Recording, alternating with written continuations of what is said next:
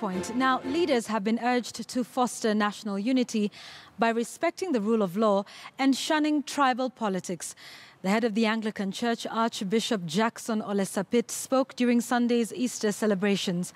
At the Vatican, the global head of the Catholic Church, Pope Francis, has made special prayers for Africa, emphasizing the need for the world to come to the rescue of South Sudan and the Democratic Republic of Congo. As Christians across the country converged in the areas of worship to mark this year's Easter Sunday celebrations, special sermons revolving around reconciliation, nationhood and discipline were preached.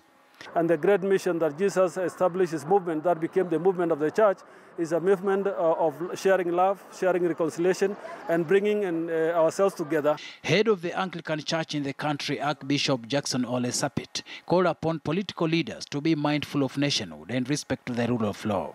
We also urge now our leaders that Jesus has risen from the dead to bring us all together so that we can all come together to build Kenya, build a resilient economy, build our lives together. We cannot do that by sharply dividing ourselves along tribal lines or party lines. His sentiments were echoed by other church leaders who reminded Kenyans of the need to live in harmony. We know that everything is not perfect in this nation. There are so many things that require to be fixed, but we have a reason to come together and declare that our God is Ebenezer. This far he has brought us. Because we are confident of this one thing, that the good work the Lord has begun in this nation, he will bring it to completion. Yesu alisulubiwa msalabani juu ya matatizo yetu, juu ya mashida zetu. Kwa hiyo wakati sisi tufai kuwa tunabebana na mizigo ya madhambi, mizigo ya magonjwa, hapana. And in Vatican, the global head of the Catholic Church, Pope Francis, led thousands of Catholic faithful in observing the Easter Sunday Mass at St. Peter's Square.